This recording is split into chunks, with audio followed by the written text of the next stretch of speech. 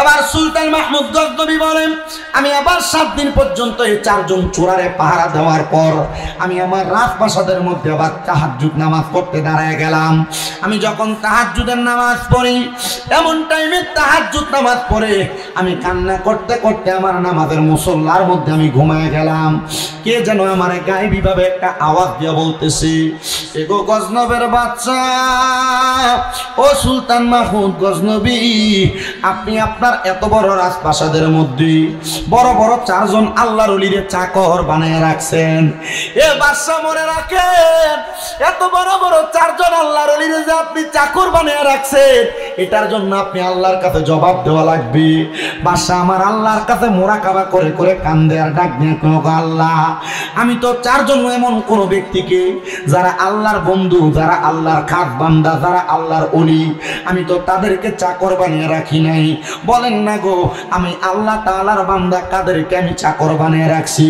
গায়েবী ভাবে আওয়াজ দেয়, গো সুলতান মাহমুদ গজনবী, 7 দিন আগে আপনি যাদেরকে চোর বইলা বইলা সাব্যস্ত করেছে, এরা আপনার বাড়িতে চাকর হইয়া রাজপ্রাসাদকে পরিষ্কার করতেছে। আমার আল্লাহ তাআলার কাছে এরা এখন চোর না গো, চোর না, এরা আমার আল্লাহ তাআলার বন্ধু হয়ে গেছে। সুলতান মাহমুদ গজনবী ডাক দেয়, আল্লাহ, ও আল্লাহ, আপনি বলেন যারা 7 দিন আগে চুরি করছে তারা 7 দিনের মধ্যে কেমনে আপনার বন্ধু হয়?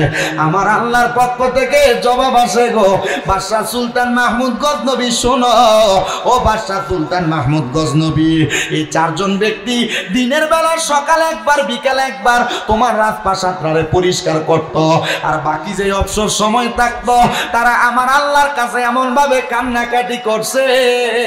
সাইয়্যিদিনা মাওলানা মুহাম্মদ ওয়া আলা আলি সাইয়্যিদিনা মাওলানা মুহাম্মদ, আজ ঈদ মিলাদুন নবীর মাহফিল চলতেছে, আজ ঈদ মিলাদুন নবীর মাহফিল চলতেছে। আনন্দে উল্লাসে সারা, আনন্দে উল্লাসে সারা জগৎ ভরেছে, আজ ঈদ মিলাদুন নবীর মাহফিল চলতেছে, আজ ঈদ মিলাদুন নবীর মাহফিল। আনন্দে উল্লাসে সারা জগৎ ভরেছে, আনন্দে উল্লাসে সারা জগৎ ভরেছে, আজ ঈদ মিলাদুন নবীর মাহফিল চলতেছে, আজ ঈদ মিলাদুন নবীর মাহফিল চলতেছে। পশু পাখি বৃক্ষলতা মানবার দানব নারীর সালাত বলে করতেছে উৎসব, পশু পাখি বৃক্ষলতা মানবার দানব নারীর সালাত বলে করতেছে উৎসব। ওই উৎসবের দোলনা দোলে, ওই উৎসবের দোলনা দোলে নূরের বাতাসে, আজ ঈদ মিলাদুন নবীর মাহফিল চলতেছে, আজ ঈদ মিলাদুন নবীর মাহফিল চলতেছে। আনন্দে উল্লাসে সারা, আনন্দে উল্লাসে সারা জগৎ ভরেছে, আজ ঈদ মিলাদুন নবীর মাহফিল চলতেছে। আরশ কুরসি লৌহ কলম চাঁদ সিতারা নবী পাইয়া মনের সুখে হয়া তোহারা, আরশ কুরসি লৌহ কলম চাঁদ সিতারা নবী পাইয়া মনের সুখে হয়া তোহারা। ওর গিলমানে ফেরেশতা গনে নাচে উল্লাসে, ওর গিলমানে ফেরেশতা গনে নাচে উল্লাসে, আজ ঈদ মিলাদুন নবীর মাহফিল চলতেছে, আজ দয়াল নবীর আগমনের মাহফিল চলতেছে। আল্লাহুম্মা সাল্লি আলা সাইয়্যিদিনা মাওলানা মুহাম্মদ ওয়া আলা আলি সাইয়্যিদিনা মাওলানা মুহাম্মদ লা ইলাহা লা যিকর লা ইলাহা ইল্লাল্লাহ লা ইলাহা ইল্লাল্লাহ লা ইলাহা لا إله إلا الله حسبي ربي جل الله ما في قلبي غير الله نور محمد صلى الله পড়ি নূর মুহাম্মদ صلى الله لا إله إلا لا إله لا إله লা বন্ধু নামাজ রোজা চাইরো না মা বাবার খেদমত চাইরো না আমার নবীর দরুদ ভুইল না আমার নবীর দরুদ ভুইল না নবীও তোমায় বলবে না লা ইলাহা ইল্লাল্লাহ ও লা ইলাহা ইল্লাল্লাহ মুহাম্মাদুর রাসূলুল্লাহ সাল্লাল্লাহু আলাইহি ওয়াসাল্লাম আল্লাহুম্মা আমিন আল্লাহুম্মা আমিন আলহামদুলিল্লাহি রাব্বিল আলামিন আসসালাতু ওয়াসসালামু আলা রাসূলিহিল কারীম রব্বানা যালামনা আনফুসানা ওয়া ইল্লাম তাগফির লানা ওয়া তারহামনা লানাকুনান্না মিনাল খাসিরিন রব্বুল আলামিন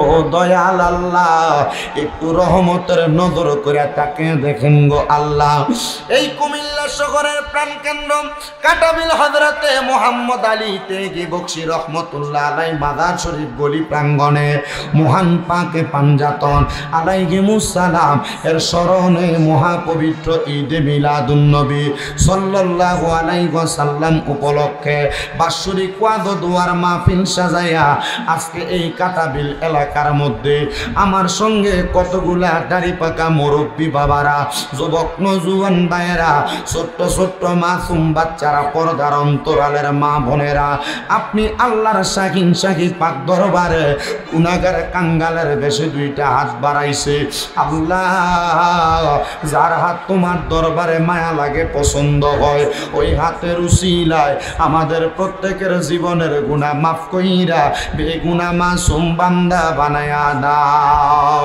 মাবুদ ও দয়াল আল্লাহ জানি না আজকের মুনাজাতের মধ্যে কে জানি হাত বাড়াইছে কার জন্য জানি আজকের মুনাজাত জীবনের শেষ মুনাজাত করে হাত বাড়াইছে ওই আমার আল্লাহ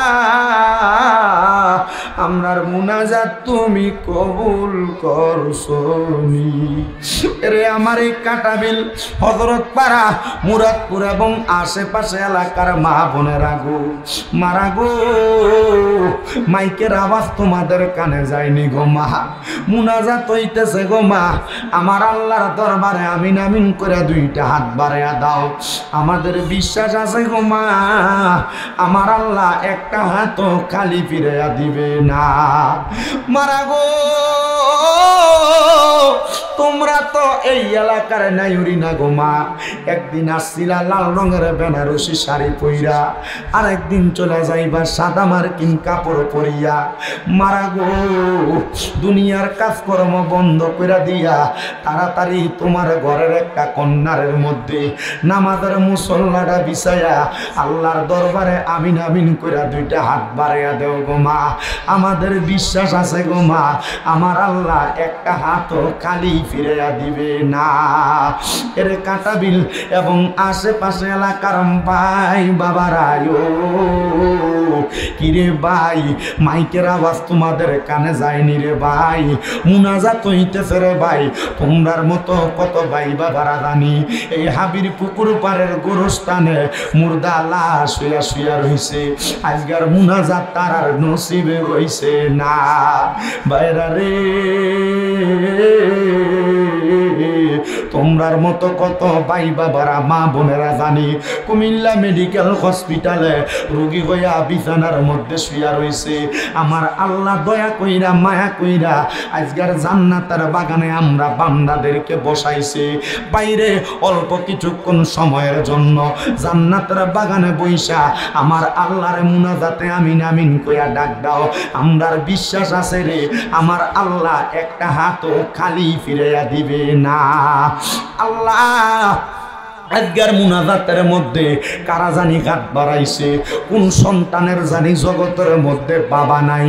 হায়রে বাবা, যেই বাবারে বাবা কইয়া ডাকলে কলিজা ঠান্ডা হইয়া যায়, যেই বাবা রিক্সা চালাইয়া মাটি কাইটা মাথার গাম পায়ে ফালাইয়া পরের বাড়িতে বদলার কাজ কইরা সন্তানরে মানুষের মতো মানুষ করার জন্য আব্বা নিজের রক্তরে পানি বানাইছে গো আল্লাহ। এমন আব্বা যাদের অন্ধকার কবরের বাসিন্দা, এমন আব্বার কবরে তুমি আর আযাব দিও না। দয়াল রে ফরিয়াদ তোমার দরবারে গো আল্লাহ। কে জানি কার বাড়াইছে, কার জানি জগতের মধ্যে মা নাই। আরে মা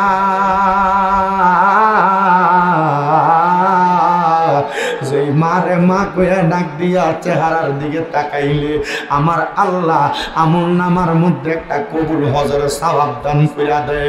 আল্লাহ তোমার কোন বান্দা জানি আজকে কাটাবিল হযরতে মুহাম্মদ আলী তেগি বক্সি মাদার শরীফ গলির মাহফিলে, আল্লাহ পাক পঞ্জাতনের স্মরণে মিলাদুন নবীর মাহফিলে আম্মা হারায়া আব্বা হারায়া হাত বাড়াইয়া দিছে গো আল্লাহ। তাদের আম্মা আব্বার কবরে আযাব দিও না। মরিয়া গিয়াছেন আল্লাহ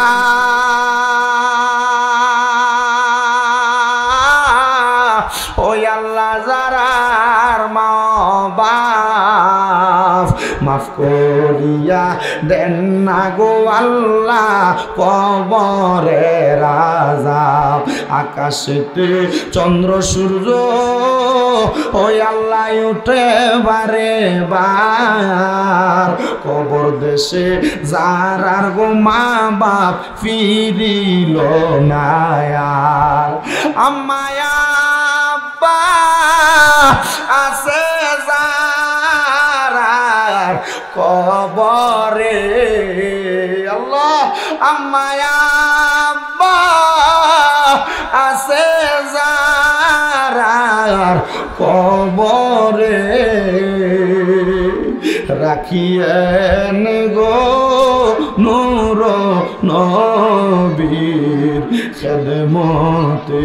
আল্লাহ যাদের মা বাবা কবরে তাদের পক্ষ থেকে মাফ চাই, আম্মা আব্বার কবর নাজাতের ফয়সালা করো। আল্লাহ যাদের মা বাবা বেঁচে আছে হায়াতে তৈয়বা নসিব করে দাও। যাদের আম্মা আব্বা অসুস্থ আম্মা আব্বারে পরিপূর্ণ সুস্থতার নিয়ামত দান করো। বিশেষ করে আজকে 4 মাসের উপর হয়ে যায় আমার আম্মা জান অসুস্থ অবস্থায় আছে। আল্লাহ আপনার দরবারে মাপ চাই, আপনি আমার আম্মা জানকে শেফে আদেলা কামেলা নসিব করে দেন। আল্লাহ বিশেষ করে মদিনার গোলাম যুব সংগঠন প্রবাসী বন্ধু মহল এই কাটাবিলের সংগঠনের যারা যারা মাহফিলের মধ্যে টাকা দিয়া পয়সা দিয়া শ্রম দিয়া বুদ্ধি দিয়া পরামর্শ দিয়া মাইক দিয়া লাইট দিয়া প্যান্ডেল দিয়া সম্মানিত মিডিয়ার বাইরা সহ শ্রোতা মণ্ডলীরা আল্লাহ বিশেষ করে তাবারুকের জন্য পর্যন্ত টাকা পয়সা দিয়া সহযোগিতা করেছে, তাদের প্রত্যেকটা তোমার দরবারে সফর্দ করলাম, তুমি কবুল মঞ্জুর করে নাও। অনেক প্রবাসী ভাইরা বিদেশ থেকে দোয়া চায়, আল্লাহ আমার প্রত্যেক প্রবাসীদের কামাই রুজির মধ্যে বরকত দান করে দাও। প্রবাসীরা বিপদে থাকলে বিপদ থেকে উদ্ধার করে দাও। প্রবাসীদের ইমানে আমলে জিন্দেগি নসিব করে দাও। অনেক প্রবাসীদের আকামা নাই, আকামার ব্যবস্থা করে দাও রাব্বুল আলামিন। পর্দার অন্তরালে আমার অনেক বলা শোনা মা বোনেরা হাত বাড়াইছে, আমার মা বোনদের দোয়াগুলো তোমার দরবারে কবুল মঞ্জুর করে নাও। ও আল্লাহ ফরিয়াদ তোমার দরবারে সমস্ত পৃথিবীর মাজলুম মুসলমান বিশেষ করে ফিলিস্তিনের মুসলমানদেরকে তুমি হেফাজত করো, জালেমের জুলুম থেকে তাদেরকে হেফাজত করো। আল্লাহ মরণ দিবা দুঃখ নয়, তবে বেঈমান বানায়া মরণ দিও না। মরণের আগে বারবার মক্কা মদিনা তাওয়াফ জিয়ারত নসিব করায়া আমাদের প্রত্যেকের পীর ও মুর্শিদের জবানের সঙ্গে জবান মিলায়া পড়ায় দিয়েন লা ইলাহা ইল্লাল্লাহু মুহাম্মাদুর রাসূলুল্লাহ সাল্লাল্লাহু আলাইহি ওয়াসাল্লাম। একটা জবানও বন্ধ রাখবেন না, জবানটা ছেড়ে দিয়ে উচ্চ কণ্ঠে জোরে জোরে পড়েন আলহামদুলিল্লাহ। মুজ্জাসসিদরে মুহতারাম, এই কাটাবিলের মদিনার গোলাম যুব সংগঠন প্রবাসী বন্ধু মহল কর্তৃক আয়োজিত মহান পাক পাঞ্জাতনের স্মরণে মহাপবিত্র ঈদ মিলাদুন নবী সাল্লাল্লাহু আলাইহি ওয়াসাল্লাম উপলক্ষে বাৎসরিক ওয়াজ ও দোয়ার মাহফিলের সম্মানিত প্রধান অতিথি ফকির কুতুব শাহ আশরাফিয়া দরবার শরীফের গদিনিশিন পীর সাহেব তাসাউফ শাহ আশরাফি আল কাদেরী মাদ্দাজিল্লাহুল আলী বারাকাল্লাহু ফি হায়াতি, আল্লাহ হুজুরের হায়াতে বরকত দান করুন, সবাই পড়ি আমিন। মাহফিলের সম্মানিত প্রধান বক্তা ইসলামী আলিয়া কামিল মাদ্রাসার সম্মানিত আরবি প্রভাষক, বাতিলের আতঙ্ক সুন্নিয়তের অতন্দ্র প্রহরী মুফতি হাফেজ মাওলানা আমিনুল ইসলাম আকবরী আল কাদেরী সাহেব। মাহফিলের সম্মানিত আলোচক আপনাদের কাটাবিল জামে মসজিদের ইমাম ও খতিব হাফেজ মাওলানা ইউসুফ রেজা আল কাদেরী সাহেব। বিশেষ করে সামা কাওয়ালি পরিবেশন করবেন শুধু ঢাকা থেকে আগত জাহাঙ্গীর কাওয়াল সাহেব। মাহফিলের সম্মানিত সভাপতি মোহাম্মদ আশিকুর রহমান আশরাফি সাহেব। মাহফিলের সম্মানিত সার্বিক সহযোগী মোহাম্মদ ফয়সাল আশরাফি সাহেব সহ আমার সামনে বসে থাকা সকল মুরব্বী বাবারা, যুবক নওজোয়ান ভাইয়েরা, ছোট ছোট মাসুম বাচ্চা, পর্দানশীল মা বোনেরা, সবাই আল্লাহ তাআলার শুকরিয়া আদায় করে মুহাব্বতের আওয়াজে এক বাক্যে জোরে সরি পড়ি আলহামদুলিল্লাহ। আপনারা বলেন আজকের জান্নাতের বাগানে আসতে পেরে বসতে পেরে আমরা সবাই খুশি না বেজার? মুহাব্বতের আওয়াজে বলেন খুশি না বেজার? আমি বিশেষ করে কাঁটাবিল এলাকার যে মহিলারা রাস্তার মধ্যে আছেন, মাহফিলের সামনে যারা দাঁড়িয়ে আছেন, আপনারা তাড়াতাড়ি বাড়িতে চলে যান। কারণ এ মাহফিল করার উদ্দেশ্য হলো আল্লাহ তাআলা আমাদেরকে এ মাহফিলের উদ্দেশ্যে, মাহফিলের কারণে নাজাত দান করবেন। বলেন কি দান করবেন? নাজাত দান করবেন, প্লাস হেদায়াত দান করবেন।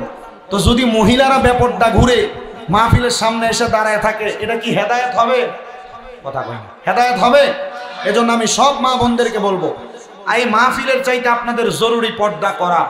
আপনারা অতি দ্রুত পর্দার আড়ালে চলে যাবেন। মাহফিলের বয়ান এখন থেকে ধারাবাহিকভাবে চলবে।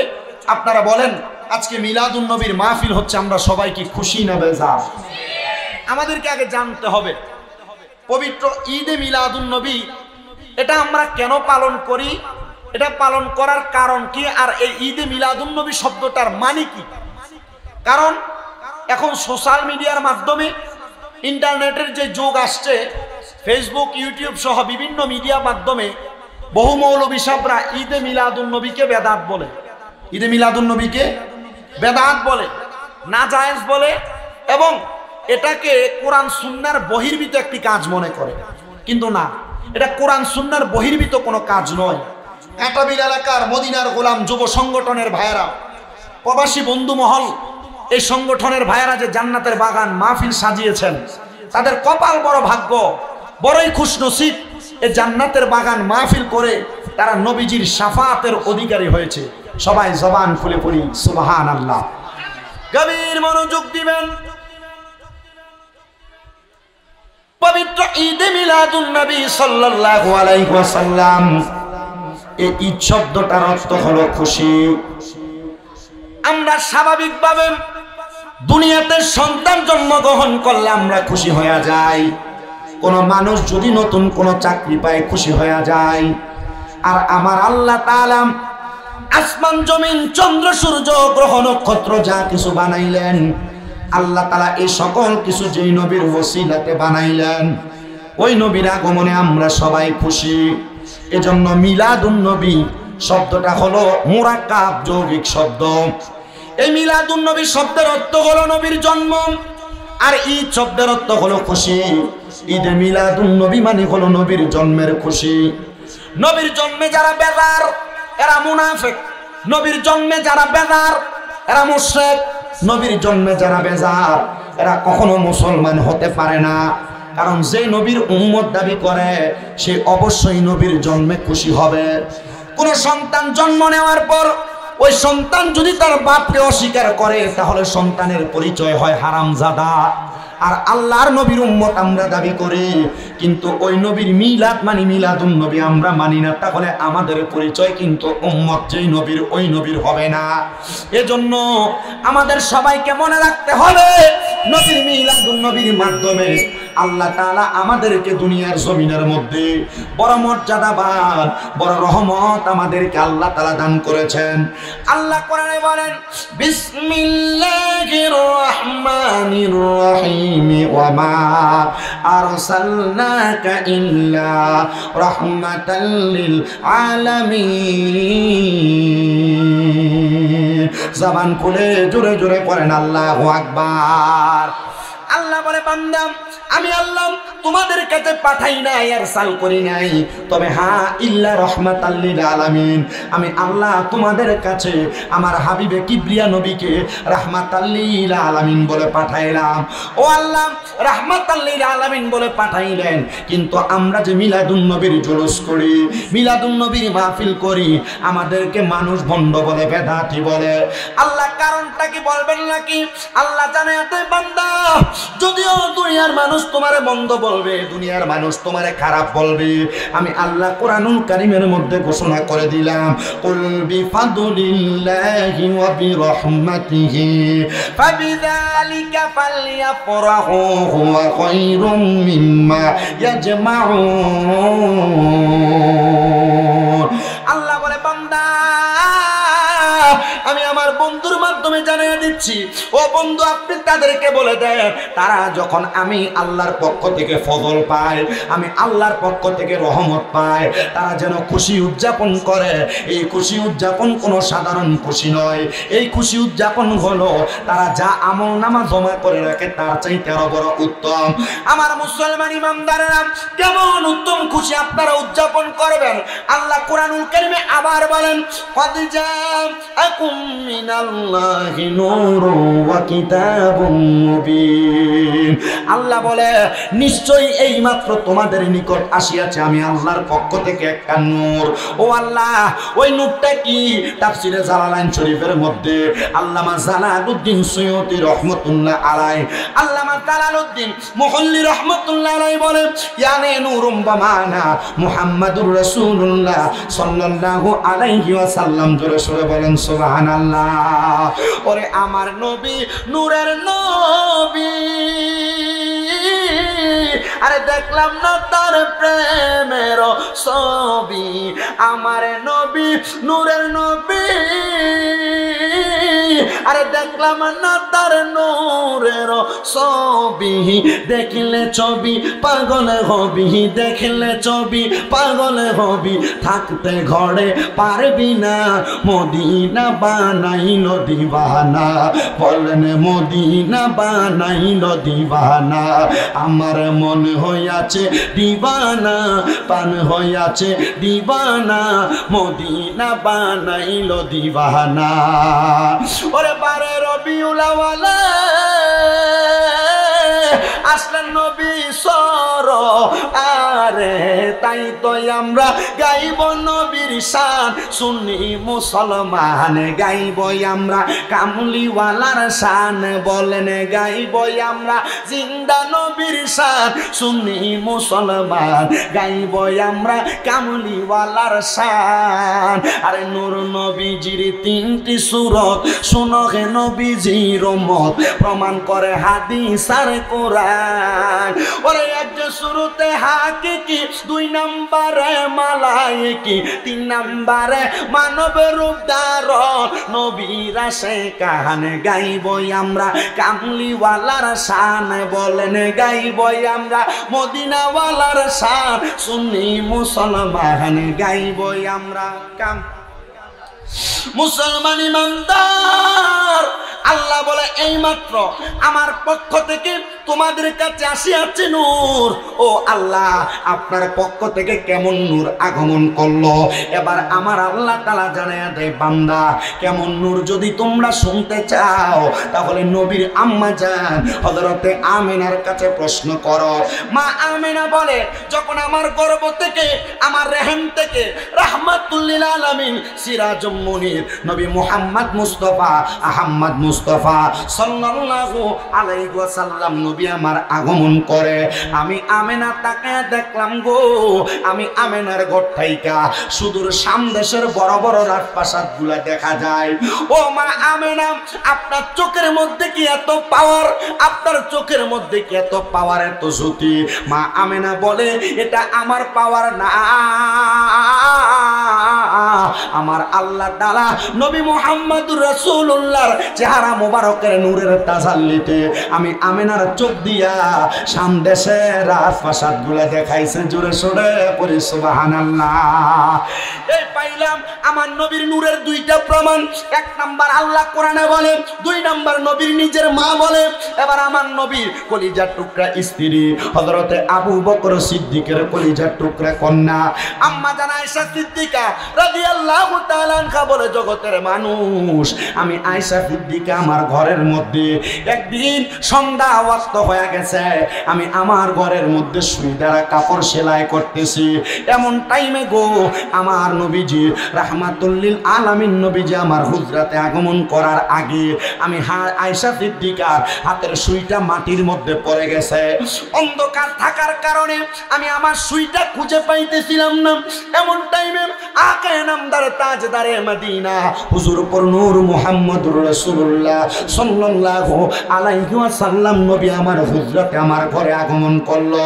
আমি তাকে দেখলাম, নবীজি যখন আমার ঘরে প্রবেশ কইরা নবীজির জবান মুবারকে আমি আয়েশাকে সালাম প্রদান করলেন। আমি আয়েশা নবীজির দাঁত মুবারকের নূরের আলোতে ওই হারানো সুইটা খুঁজে পেয়েছি।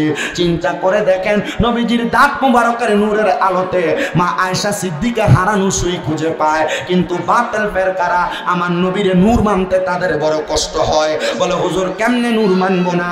আমার আল্লাহ তাআলাই তো নবীর নূর বলেছে, কিন্তু বান্দারে নবীর নূর মানতে বড় কষ্ট হয়। যুব সমাজ বড় সতর্ক থাকতে হবে। আমাদেরকে বাতিল ফেরকারা পাকড়াও করতেছে, বলতেছে আল্লাহই তো কোরআনে বলেছেন, কুল ইন্নামা আনা বাশারুম মিসলুকুম ইউহা ইলাইয়া। আল্লাহ তো বলেছেন নবী আপনি তাদেরকে বলে দেন আপনি তাদের মতোই একজন মানুষ। তাহলে আপনাকে কেন দুনিয়ার মানুষ নূর বলতেছে? মনে রাখতে হবে, কোরআনুল কারীমের প্রত্যেকটা আয়াত কোনো না কোনো কারণে নাযিল হয়েছে। কোরআনের প্রত্যেকটা আয়াত কোনো না কোনো কারণে নাযিল হয়েছে। কোরআনের প্রত্যেকটা আয়াত কোনো না কোনো কারণে নাযিল হয়েছে। ইয়া রাসূলুল্লাহ, তাহলে আপনাকে যে আমার আল্লাহ তাআলা আমাদের মতো সাধারণ মানুষ বলল, এই আয়াত কেন নাযিল হয়েছে? এই আয়াত নাযিল হওয়ার কারণ হলো কাফেররা তাকে দেখলেন আল্লাহর হাবিব সাল্লাল্লাহু আলাইহি ওয়াসাল্লাম নবী যখন ইসলামের দাওয়াত দেয়, তখন নবীজির কাছে কাফেররা দলে দলে আইসা আইসা ইহুদিরা মুসলমান হয়ে যায়। আর আবু জাহেলের মাথা বড় খারাপ হয়ে গেছে। দেখছনি মুহাম্মদ কেমন ইসলামের দাওয়াত দেয়, ওনার ইসলামের দাওয়াত পায়া আমাদের ইহুদি ধর্ম ত্যাগ করে মানুষ মুসলমান হয়ে যায়। বড় সুন্দর কথা। এরে মুহাম্মদকে মানুষের কাছে কালার করা লাগবে। দেখবেন আমাদের সমাজে কোনো মানুষ যদি কোনো ভালো ভালো কাজ করে, সমাজে এমন অনেক ফোংরা সেংরা আছে যারা ভালো কাজ করি না মানুষকে ফেশন দিয়া টান দিয়া ধরে রাখে। আপনারা বলেন এমন শয়তান মার্কা মানুষ সমাজের মধ্যে আছে না নাই? আল্লাহ কোরআনে তাদেরকে বলে উতুল্লিম বাদা যালিকা যালিম। আল্লাহ তাদেরকে কয় তারা হলো জালিম, তারা বদমাশ, তারা খারাপ মানুষ। আল্লাহ তাদের পরিচয় আপনি কেন দিলেন? বলে তারা সমাজের ভালো কাজগুলো দেখতে পারবে না, সমাজে উন্নয়নমূলক কোনো কাজ দেখতে পারবে না, তারা সমাজে কোরআন সুন্নাহর দাওয়াত তারা দেখতে পারবে না। এটার কারণ আর অন্য কোনো কিছু না। যদি সমাজের মানুষ কোরআন সুন্নাহ মোতাবেক চলাফেরা করে, তারা সুদের ব্যবসা করতে পারবে না, ঘুষের ব্যবসা করতে পারবে না, তারা হারাম কোনো কর্মকাণ্ড পরিচালনা করতে পারবে না, নেশাগ্রস্ত বিক্রি করতে পারবে না।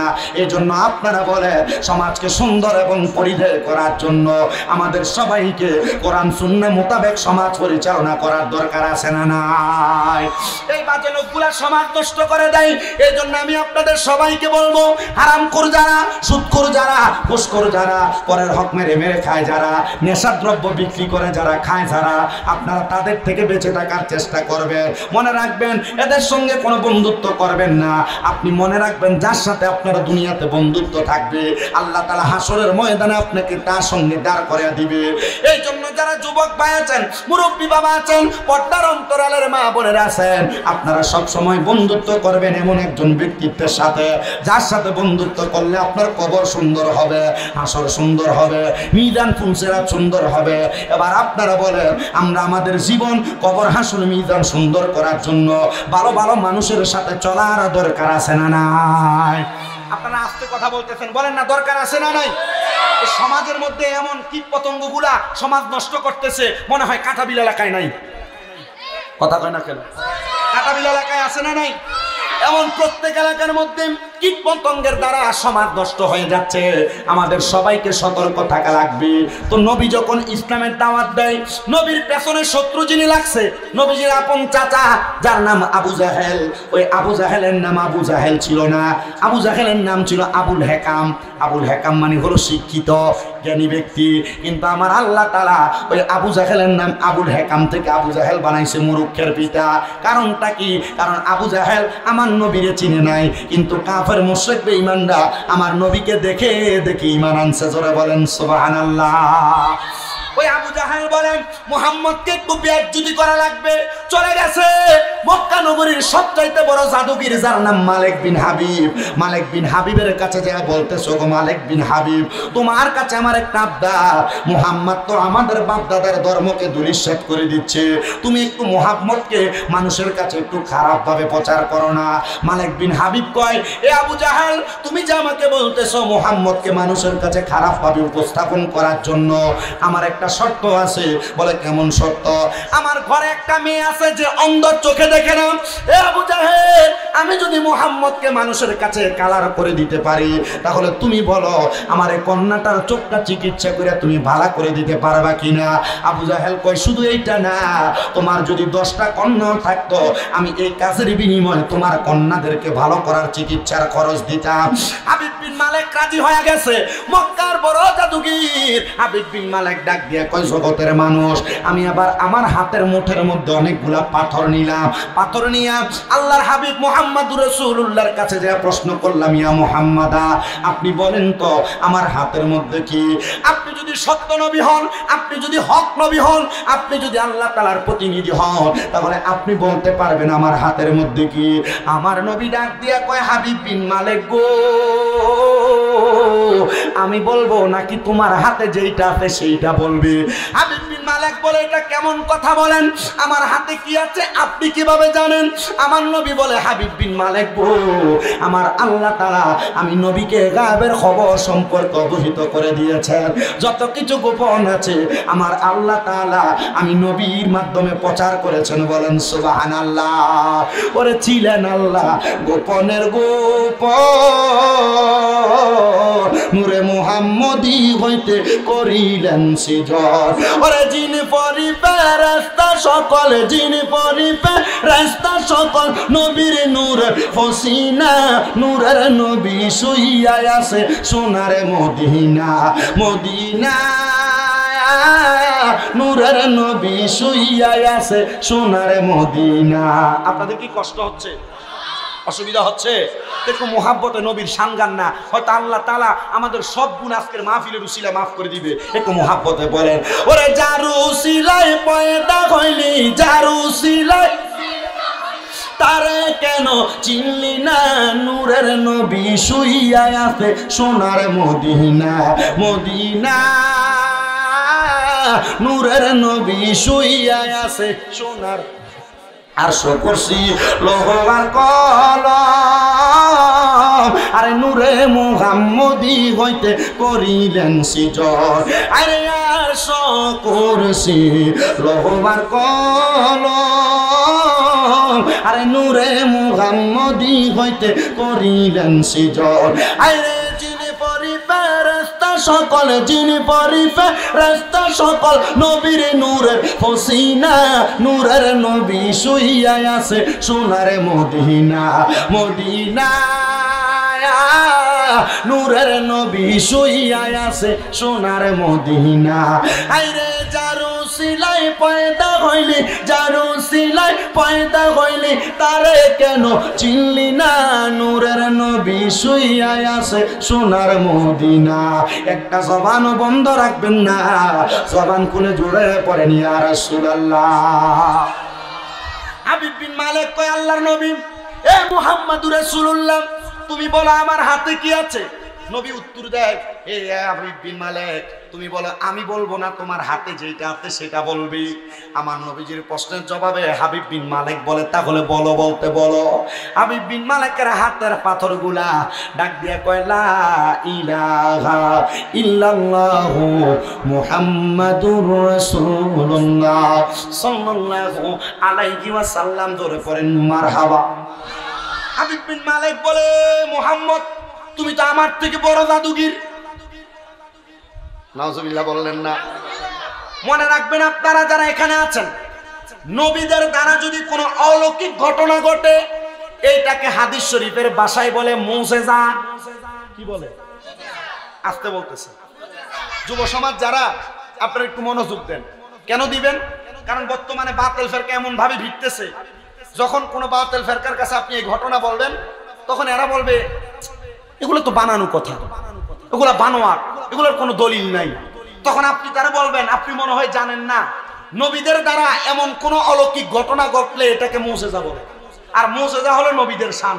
সুবহানাল্লাহ। আর কোন আল্লাহর ওলিদের দ্বারা, বলেন কাদের দ্বারা? আল্লাহর ওলিদের দ্বারা যদি কোনো এমন অলৌকিক ঘটনা ঘটে, তাহলে সেইটাকে বলে কারামত। বলেন কি বলে? আল্লাহর ওলিদের দ্বারা কোনো অলৌকিক ঘটনা ঘটলে কারামত, নবীদের দ্বারা ঘটলে মুজিজা। আমার নবীজি শুধু বলছে হাবিব বিন মালিক, আমি বলবো না, হাতেরটা বলবে। বলে হাতেরটাকে বলতে বলো। হাতেরটা বলছে যে হ্যাঁ, মুহাম্মাদুর রাসূলুল্লাহ সাল্লাল্লাহু আলাইহি সাল্লাম হলো আল্লাহ তাআলার নবী। সুবহানাল্লাহ। আর জোরে সুবহানাল্লাহ বললেন। হাবিব বিন মালিক ডাক দিয়ে বলে, মুহাম্মদ, তুমি তো আমার থেকে বড় জাদুগির। আমার নবী বলে, না রে না, ও হাবিব বিন মালিক, আমি জাদুগির না, আমি হলাম আল্লাহ তাআলার একজন পয়গম্বর নবী। বলে বুঝতে পারলাম আপনি নবী, তবে আপনার কাছে আমি জানতে চাই, আপনি যে নবী, আপনি কিভাবে এটা করলেন? বলে আল্লাহ তাআলা কুদরতে করাইছেন। আমার নবী ডাক দিয়ে কয়, হাবিব বিন মালিক, তুমি যে আমি নবীকে শরম দেওয়ার জন্য, লজ্জা দেওয়ার জন্য আসছো। তোমার ঘরে একটা মেয়ে আছে, অন্ধ, চোখে দেখে না। হাবিব বিন মালিক বড় অবাক হয়ে গেলেন। বলেন, আমার ঘরে যে মেয়েটা অসুস্থ, চোখে দেখে না, আপনি কিভাবে বুঝলেন? বলে আমি নবী, আল্লাহ তাআলা আমাকে জানার মতো ক্ষমতা দিয়েছেন। জোরে সরে পড়েন সুবহানাল্লাহ। ডাক দিয়ে বলেন, এ হাবিব বিন মালিক, তুমি বলো, তুমি যদি চাও আল্লাহ তাআলার কুদরতে আমি এই মুহূর্তে তোমার কন্যা সন্তানের চক্ষু দান করতে পারি। হাবিব বিন মালিক ডাক দিয়ে বলতেছে, হ্যাঁ হ্যাঁ, আপনি আমার কন্যা সন্তানের চোখটা ভালো করে দেন। আমার নবীজি বলেন, হাবিব বিন মালিক, তুমি তাড়াতাড়ি তোমার বাড়িতে যাও। হাবিব বিন মালিক বলেন, বাড়িতে যাওয়ার সাথে সাথে দেখলাম আমার কন্যা সন্তান চোখে দেখে, আর আমি আব্বাজানকে বাবা বলে ডাক দেয়। মক্কার বড় জাদুগিরটা আমার নবীর কাছে এসে বলে, ইয়া মুহাম্মাদা, আপনি এই মুহূর্তে আমাকে জবান দিয়ে পড়ায়া দেন কালিমে তয়্যিবা লা ইলাহা ইল্লাল্লাহু মুহাম্মাদুর রাসূলুল্লাহ সাল্লাল্লাহু আলাইহি ওয়াসাল্লাম। এবার আপনারা বলেন, হেদায়েত দেওয়ার মালিক কে? আল্লাহর নাম নিলে গুণ হইব? আপনাদের এখানে এতগুলা মানুষ আছেন, প্যান্ডেল ভর্তি, এটা কি মানুষ জানে বাহিরে? দোকানপাট হইসা রইছে, এতটা কি বুঝে? তারা বলেন, আপনারা হেদায়েতের মালিক কে? আল্লাহ চাইলে হেদায়েত দিতে পারে কি পারে না? তাহলে ওই আল্লাহকে ডান হাত তুলে ডাক দেন আল্লাহ, জবান খুলে ডাক দেন আল্লাহ।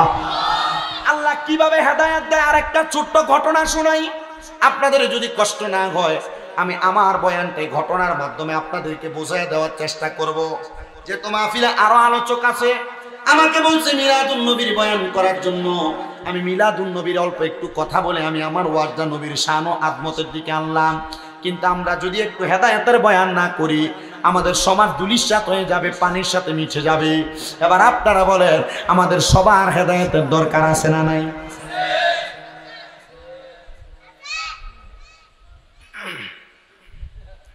একটু মনোযোগ দিবেন আল্লাহ কিভাবে হেদায়েত দেয়।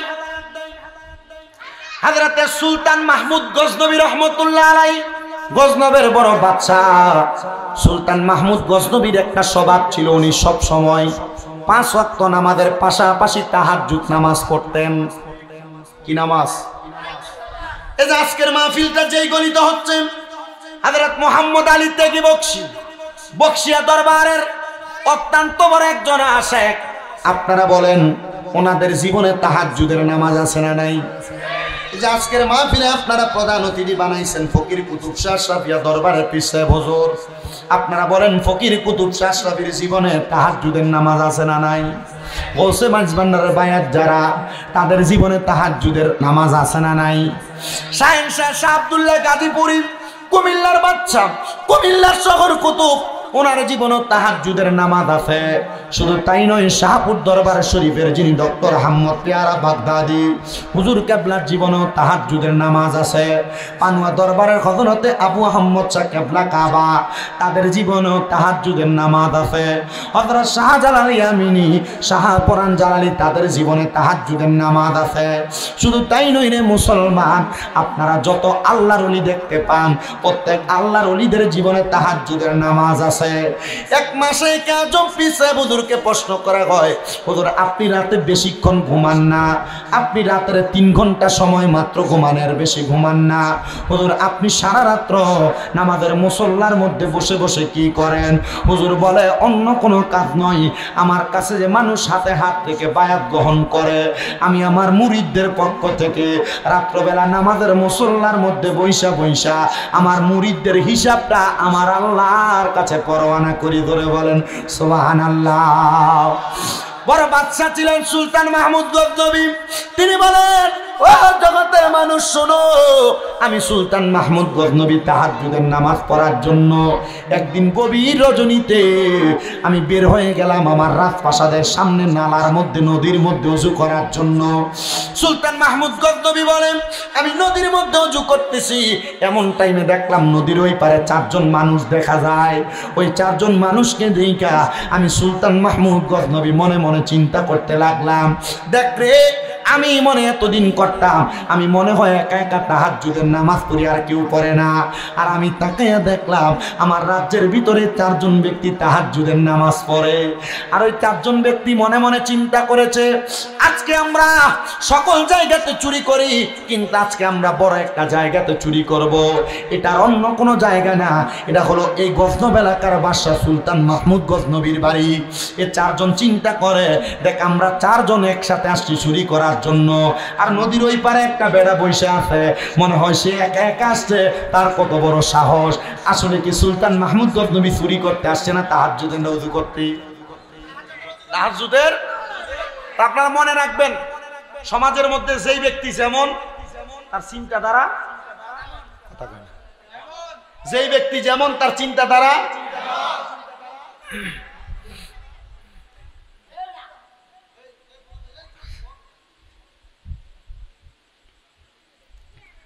সুলতান মাহমুদ গজনবী বলেন, আমি বসে রইলাম ওযু করতেছি, এমন টাইমে ওই 4 জন আমার সামনে আগমন করলো। ওই 4 জন মনে মনে চিন্তা করলো আর একসাথে কথা বললো, যেহেতু আমরা চুরি করতে আসছি, সেও একা একা আসছে, চলো আমরা একসাথে হয়ে যাই, আমরা একসাথে বাদশা সুলতান মাহমুদ গজনবীর বাড়িতে চুরি করব। 4 জন আইসা সুলতান মাহমুদ গজনবীরে ডাক দিয়ে কই, ভাই তোমার কত বড় সাহস, তুমি একা একা চুরি করতে এত রাত্রে বের হইছ? বাদশা কয়, বের হইলাম তাহাজ্জুদ নামাজ পড়তে, আর আমার আমি নাকি চুরি করতে আসছি। আচ্ছা তাদেরকে একটু বাজাইয়া দেখি তারা কেন আসছে। বাদশা ডাক দিয়ে বলে, আমি এনে একা আসছি, তোমরা 4 জন একসাথে চুরি করতে আসছো নাকি? বলে হ্যাঁ। বলে কোথায় চুরি করবা? বলে এই যে রাজপ্রাসাদ দেখা যায়, এটা সুলতান মাহমুদ গজনবীর বাড়ি, আমরা এই বাড়িতে চুরি করব। বাদশা ডাক দিয়া কয়, তোমরা কোনোদিন বাদশারে দেখছনি? কয় না। কয় ঠিক আছে, চলো আমরা একসাথে চুরি করব, তবে তোমরা আমার একটা প্রশ্নের জবাব দেওয়া লাগবে। এই যে রাজপ্রাসাদের মধ্যে তোমরা চুরি করবা, তোমরা তো 1 জন না, তোমরা 4 জন, তো 4 জন মিলা এই চুরির মালগুলা কেমনে ভাগাভাগি করবা? 4 জনের এমন কি ক্ষমতা আছে যে ক্ষমতার মাধ্যমে তোমরা সমান ভাগ নিয়ে যাও? চুরি করলে তো 1 জন চুরি করবে, 3 জন পাহারা দিবে, সমান ভাগ পাবে না। ওই চারজনের মধ্য থেকে একজন ডাক দিয়ে বলে, আমার একটা ক্ষমতা, আমি যদি কোনোর বাড়ির সামনে দিয়া যাই আর কুকুর যখন ঘেউ ঘেউ করে, কুকুর ঘেউ ঘেউ কইরা তার মালিককে যেটা বুঝাইতে চায় আমি সেটা বুঝি। একজনের ক্ষমতা, কুকুর যদি ঘেউ ঘেউ করে, রাত্রবেলা এলাকা দিয়ে হাঁটার সময় দেখবেন কুকুর ঘেউ ঘেউ করে, এটার কারণ কি? কুকুর তার মালিককে সজাগ করে দেয়। কুকুর বান্দার মতো নাফরমান না, আমরা নাফরমান। আমরা কি? আমাদের মাঝে শুকরিয়া নাই। কিন্তু কুকুর এমন এক প্রাণী, কুকুর যদি এক ফোঁটা পানিও পান করে, কুকুর তার ঘেউ ঘেউ শব্দ দ্বারা আল্লাহ শুকরিয়া আদায় করে। মারহাবা নাই? আরো জোরে নাই মারহাবা? বাদশা সুলতান মাহমুদ গজনবী বলেন, এ দুনিয়ার মানুষ, আমি তাদেরকে জিজ্ঞাসা করলাম তোমাদের এমন কি ক্ষমতা যে ক্ষমতা দিয়ে তোমরা চুরি করো? একজন বললেন আমার ক্ষমতা হলো আমি কুকুর যা বলে আমি বুঝতে পারি। আরেকজনকে প্রশ্ন করলাম তোমার ক্ষমতা কি? বলে আমি যখন কোনো বাড়ির মধ্যে প্রবেশ করার জন্য তালা খোলা লাগে, আমি আমার চোখের ইশারা দিয়ে ওই তালাটা খুলে ফেলতে পারি। আরেকজনকে বললাম তোমার ক্ষমতা কি? উনি বলেন আমার ক্ষমতা হলো আমি যেই ঘরে চুরি করতে যাই আমি নাকের গ্রান সুইঙ্গা বলতে পারি কোন জায়গায় কি আছে। তোমার ক্ষমতা কি? তিনি আমাকে ডাক দিয়ে বলেন আমার ক্ষমতা হলো আমি যখন রাত্রবেলা কোনো মানুষকে দেখি, আমি দিন হইলে সেই মানুষকে দেখলে চিনতে পারি। বলে ভালো কথা, তোমাদের এই ক্ষমতাগুলো বড় ভালো। তোমরা যদি তোমাদের সাথে আমাকে চুরি করতে নিয়ে যাও, তাহলে তোমরা বলো তোমরা আমাকে সমান ভাগ দিবে কিনা। ওই চারজন প্রশ্ন করে, হে ভাই, আপনাকে যে সমান ভাগ দিব আপনার এমন কি ক্ষমতা আছে? উনি বলেন আমি যদি ডান দিকে তাকাই তাহলে ফাঁসির আসামি বাইচা যায়, আর বাম দিকে তাকাইলে শত রকমের অন্যায় থাকলে অন্যায় মাফ হয়ে যায়। বলে আমাদের তো তোমাকেই দরকার, কারণ আমরা বাদশার বাড়িতে চুরি করতে যাব। যদি বাদশা আমাদেরকে কারাদণ্ড দেয়, তুমি বাম দিকে তাকাইলে আমাদের কারাদণ্ড মাফ হয়ে যাবে, আর যদি ডান দিকে তাকাও বাদশা আমাদেরকে ফাঁসি দিলে ফাঁসির আসামি মাফ পেয়ে যাব। চলো আমরা একসাথে বাদশার বাড়িতে চুরি করতে যাই। গজনবের বাদশার বাড়িতে চুরি করতে প্রবেশ করেছেন। এ বন্ধু, এই বাদশার বাড়িতে প্রবেশ কইরাম, পুরা বাড়ির মাল সামানগুলো একসাথে কইরা একটা পুটলি একটা গাট্টির মধ্যে পুরাইছে। আর এমন টাইমে চারদিকে আযান হয়ে গেছে, আসসালাতু খায়রুম মিনান নাওম। চারদিকে যখন আযান হয়ে গেছে, সুলতান মাহমুদ গজনবী তো তাদের সাথেই ছিলেন। উনি বলেন আমি আমার ওই রাজপ্রাসাদের চারদিকে আমি বন্ধ করে ফেললাম। আমি চিন্তা করলাম তাহাজ্জুদ নামাজ আজকে চোরের কারণে পড়তে পারি নাই, কিন্তু ফজরের নামাজ তো মিস করা যাবে না, এটা ফরজ নামাজ। এবার সুলতান মাহমুদ গজনবী তাদেরকে একটা ঘরের মধ্যে তালা মাইরা উনি একা একা ফজরের নামাজ আদায় করলেন। হযরতে সুলতান মাহমুদ গজনবী বলেন এবার সকালবেলা পুরা গজনব এলাকার মানুষগুলাকে ডাক দিলাম, এ মানুষ তোমরা কি জানতে চাও আমার এই গজনব এলাকার মধ্যে চারজন ডাকাত, চারজন চোর আসছে, যারা আমি বাদশা সুলতান মাহমুদ গজনবীর বাড়িতে চুরি করতে প্রবেশ করেছে। আসো আজকে আমরা পুরা সমাজের সামনে তাকে আমরা লজ্জিত করব। বাংলাদেশে কত চোর চুরি করে, বাংলাদেশে কত মাদক ব্যবসায়ীরা মাদকের ব্যবসা করে, বাংলাদেশে কত জায়গার মধ্যে আল্লাহর কোরআনকে অবমাননা করে, বাংলাদেশের কত জায়গার মধ্যে রাসূলকে নিয়ে কটূক্তি করে। যদি বাংলাদেশের সরকার এই কটূক্তি কর্নেওয়ালাদেরকে বাইতুল মুকাররম মসজিদের সামনে নিয়ে একটা ফাঁসি দিয়ে দিত হাজার জনতার সামনে, তাহলে আর কোনো মানুষ বাংলাদেশে কোরআন অবমাননা করতো না, আর কোনো মানুষ বাংলাদেশের রাসূল অবমাননা করতো না, আর কোনো মানুষ বাংলাদেশে চুরি চামারি করতো না, আর কোনো মানুষ বাংলাদেশে নেশাদ্রব্য পান করতো না, ধর্ষণ করতো না। কিন্তু বাংলাদেশে ইসলামী আইন কায়েম নাই বিদায় বাংলাদেশের জমিনের মধ্যে চুরি বেড়ে যাচ্ছে, অহরহ জিনা ব্যভিচার বেড়ে যাচ্ছে। বাংলাদেশের সমাজের মধ্যে এমন খারাপ বাধে বাধে কাজ, কোরআন অবমাননা, রাসূল অবমাননা চলতেছে। এবার আপনারা বলেন, ও কুমিল্লা শহরের কাটাবিলের মানুষ, আমরা বাংলার সংসদের মধ্যে এমন একটা আইন চাই, অন্য কোনো আইন না। যদি কোনো মানুষ বাধে কাজ করে, মন্দ কাজ করে, আমরা প্রকাশ্যে তাদের শাস্তি কামনা করি, এটা আমরা চাই কি চাই না? আপনারা বলেন চাই কি চাই না? এই যে খুন খারাপি গুলা হচ্ছে এগুলা হওয়ার অন্য কোনো কারণ না, এগুলা হওয়ার অন্য কোনো কারণ না। আপনি তাকে দেখেন, কোনো মানুষকে হত্যা করা হচ্ছে মাদকের ব্যবসার কারণে, কোনো মানুষকে মারা হচ্ছে সুদের টাকা ঘুষের টাকার কারণে, কোনো মানুষকে মারা হচ্ছে চাঁদাবাজির কারণে। আরে বাংলার সমাজের মধ্যে, বাংলার রাষ্ট্র ধর্মের মধ্যে, বাংলার সংসদের মধ্যে যদি কোরআন সুন্নাহ মোতাবেক আইন পরিচালনা হতো, তাহলে মানুষগুলাকে ফাঁসি দিয়া তাদেরকে সমাজের মানুষের কাছে পরিচিত করে দিলে তাহলে আর কোনোদিন মানুষ এমন সন্ত্রাস রাহাদানি করতো না। আল্লাহ তাআলা আমাদের সবাইকে এমন সন্ত্রাস রাহাদানি থেকে হেফাজত করেন, জোরে জোরে পড়েন আমিন। সুলতান মাহমুদ গজনবী বলে, জগতের মানুষ আসো আসো, আমরা 4 জন চোরের বিচার করব। এবার গজনব এলাকার সব মানুষ সুলতান মাহমুদ গজনবীর সামনে, আর ওই 4 চোরারে আইনা কাঠগড়ার মধ্যে দাঁড় করানো হয়েছে। সুলতান মাহমুদ গজনবী রাজ সিংহাসনের মধ্যে বসে বিচার করবে, কিন্তু কাঠগড়ার মধ্যে দাঁড়ায়া 4 চোরার ভিতরে 3 চোরা কান্দে, আর একটা চোরা দাঁড়ায়া দাঁড়ায়া মুস্কি মুস্কি হাসে।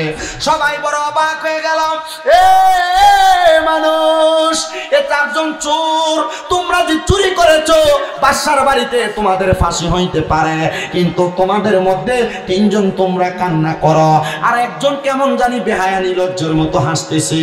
তোমার হাসার কারণটা তুমি বলবানি, কেন হাসো, কারণটা কি? সে কয়, আমার একটা উপাধি আছে, আমার একটা ক্ষমতা আছে, আমি রাত্রবেলা যারে দেখি দিন হইলে আমি তারে চিনতে পাই। এই যে রাজপ্রাসাদের রাজ সিংহাসনের মধ্যে বসে আছে সুলতান মাহমুদ গজনবী গো, আপনি না গতকালকে আমাদের সাথে একসাথে রাজপ্রাসাদে চুরি করতে আসছেন, আপনি কেমনে আমাদেরকে চুরির দায় দিয়ে আপনি আমাদেরকে ফাঁসিয়ে দিলেন? উনি বলেন, আমি তোমাদেরকে পরীক্ষা করেছি এ আল্লাহর বান্দারা, এখন তোমরা আমাকে আমার সব মানুষের কাছে লজ্জিত করে দিলা। ঠিক আছে, যাও, তোমরা যেমন চোর আমিও তোমাদের মতো এমন চোর, তবে তোমরা আমাকে বলো না তোমরা কেন চুরি করার জন্য আসছো? ওনারা ডাক দিয়ে কয়, এ গজনবের বাদশা সুলতান মাহমুদ গজনবী গো, আমরা এমনি এমনি আসি নাই, আজকে 2 সপ্তাহ হয়ে গেছে আমাদের বোখারা এলাকার মধ্যে কোনো খানা নাই, খানা নাই, কিন্তু বাইতুল মালের মধ্যে খানার কোনো অভাব নাই, কিন্তু বাইতুল মালে যাই আমরা খাবার চাইছি, আমাদেরকে খাবার দেয় নাই। ইসলামের প্রথম যুগে ইসলাম ধর্মের মধ্যে হযরত ওমর রাদিয়াল্লাহু তাআলা একটা আইন করেছে, কোন এলাকার মধ্যে যদি কোনো মানুষ ক্ষুধার্ত অবস্থায় থাকতে থাকতে মারা যায়, তাহলে ওই এলাকার কোনো মানুষ যদি ক্ষুধার জ্বালায় চুরি করে, তাহলে ওই এলাকার বাদশার হাতটা ধরে তোমরা কাইটা দাও। বলে কারণ কি? বলে বাদশা যদি তার এলাকার প্রজাদের খবর নিত, তাহলে প্রজা কোনোদিন না খাইয়া থাকতো না।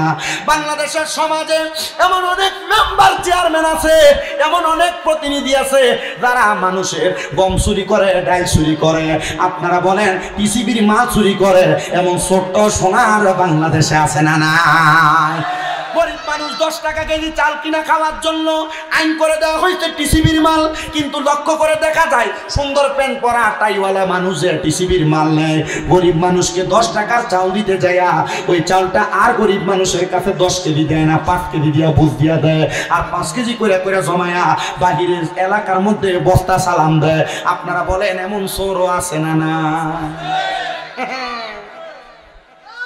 ওরে বিচার হবে কর্ময় অনুসারে, কঠিন হাসরে বিচার হবে কর্ময় অনুসারে।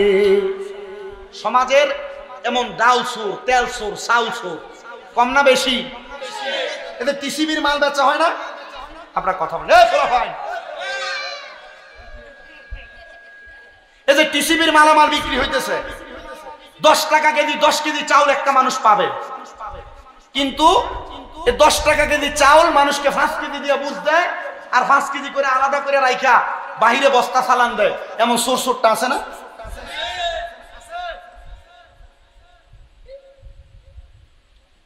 আপনাদের কি কষ্ট হইতেছে? কষ্টটা কি বুঝতেছেন? বাচ্চা তাদের সাথে চুরি করতে গেছেন, আসলে কি আসলে বাচ্চা চুরি করতে গেছে না তাদেরকে পরীক্ষা করতে? তো তারা 4 জন বলছে, বাচ্চা, হে বাচ্চা, গতকালকে রাত্রে আমরা একসাথে চুরি করতে গেলাম, আর আজকে আপনি রাজ সিংহাসনে বৈশা আমাদেরকে আপনি ফাঁসি দেওয়ার জন্য আনলেন।